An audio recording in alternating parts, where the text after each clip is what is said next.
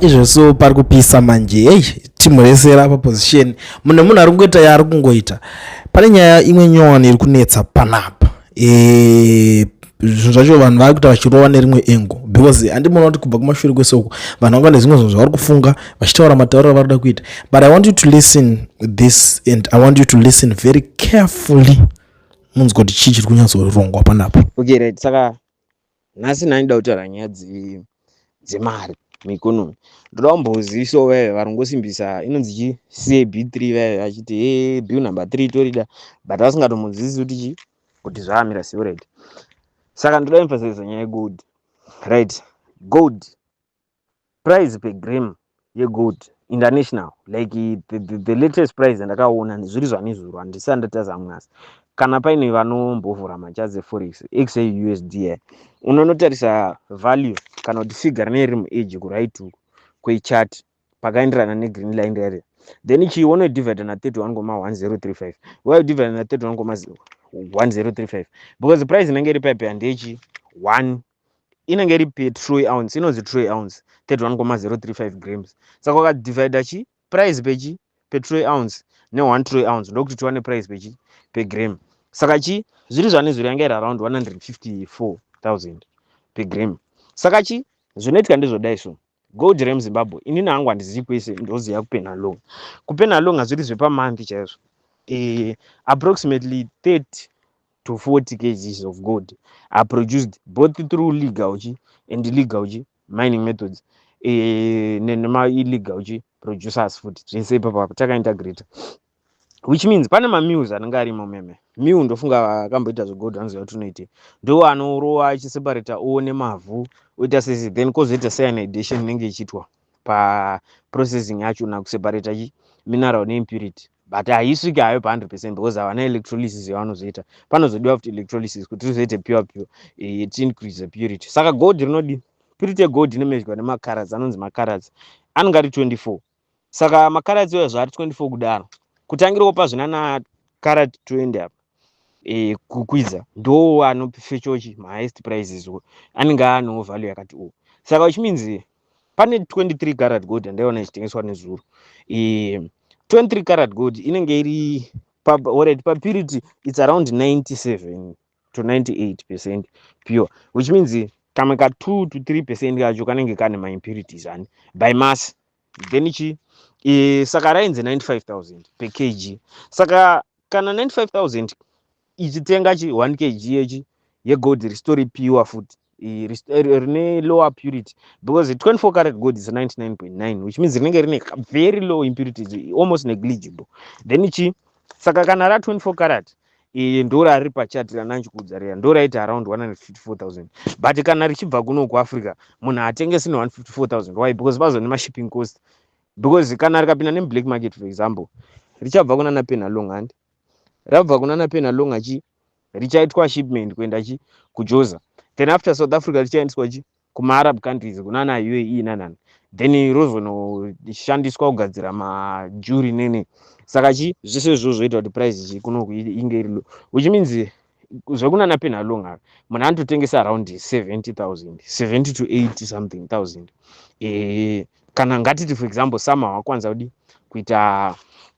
kuita chi purification yake usika pa 24 carat and ufuchi mune mamills akawandisa maya kana paina wamboita zvegold vanoziva mamills andokutaura ari illegal almost 800 illegal mills arimo mupena long alone. Pena long acheta handitotaura nezvedzimwe nzvimbo ufuchi pena long achi yega peye anyuwa uchi loss yainotokonzeresera government yeZimbabwe panyaya dzegold chi is almost 160 million pagore and saka which means over the course of about 5 years vanenge vatokonzeresa almost 8 million or so close to ameno but imari yakawandisa.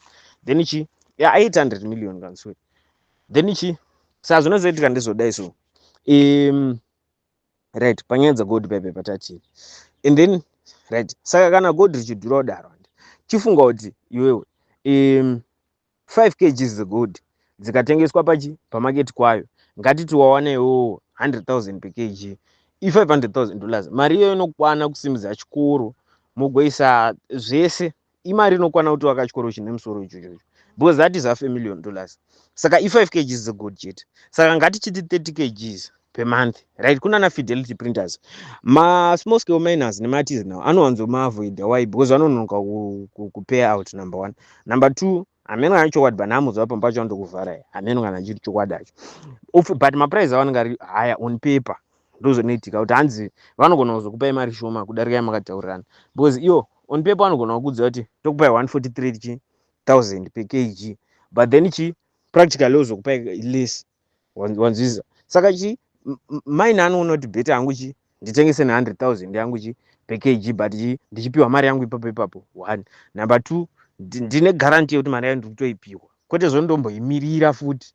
Wanzwiza nini? Saka ndozvimwe zvinhu zvinoichitika. Saka chifunga kuti kana gold alone, mineral one iroro zvirizopa pena longa chiti 30 kg the gold chimultiply na 154,000, unoti imari yakawanda sei iyoyo.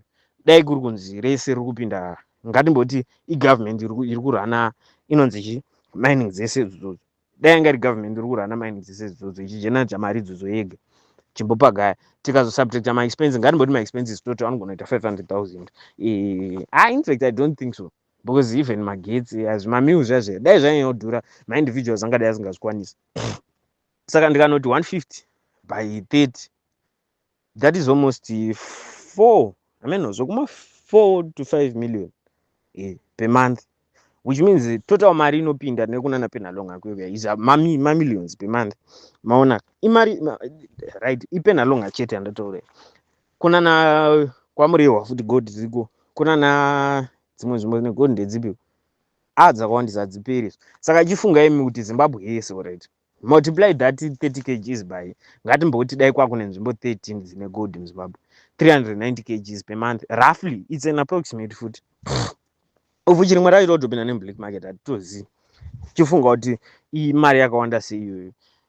Waona kuti ndozvinoitika kuti Zimbabwe gold chete tatatombotasa maminerals rimo rakawandisa rinokwanisa kutochinja life dzenyu. Saka iwo kulendi chinzwa kana vachiti national budget inoita $9 billion, iko kuine gold rinokwanisa kusvitsa mafigures ananchitaura, because ngatimboti 30 kg dzidzi zvana multiply imari inokwana kutobhadhara kana mateachers ngatimboti handizoziva hangu kuti numbers awo akawanda sei, but ngatimboti ticha ega ari kupiwa $400 for example. Kana achipiwa $400 iri area 23 carat area inonzi re95,000 ananchitaura area, tikabhadhara mateachers $400 zviri zve1 month, rinokwana kubhadhara 237 maticha per month. Saka chifungewo kuti urikuona kuti kana takutosvika kumamiliyoni, gold iro rinofanira kunge richigenerate revenue, rinofanira kunge richitowedzera pamasalaries, number one. Number two, pane imwe issue futi ndekuti pabroadcasting apa vari kuita kunge zvinonzi Zimbabwe yese iri kufara neCAB3 stereki. Ukanzwa kana mabroadcaster vari kurova, uringonzwa amene chimwe chisongo anonzi anongomusikana but ndikaziva zita rake ndichatomutuka chete, hatichadi zoramba ita maelection, constitution hanzi yakanyorwa nesu, saka kana nguva yasvika toichinja. Amene zvanga achingoimba unongona kuti kunyengera uda kupiwa mari but zvakaoma. Saka isusu tiri kuti hatisi kuida CAB3. Madhara yagara mupower for more than 7 years, ende dzimwe illegal mining dzawo dzine chirohwa uko nemablack market idzi zvinenge zviri zvavo, because it's very easy magweji ako anenge ambone maweapons ane musoro wanga angone mabhemba, mukatongoti mautopindai mumo mubudise vanhu one day rakatowandisa baba zvese zvatopera, but inyaya kuti vanenge vatoriwo involved ndosvika vachinyepera kusazviziva zvinhu izvozvo.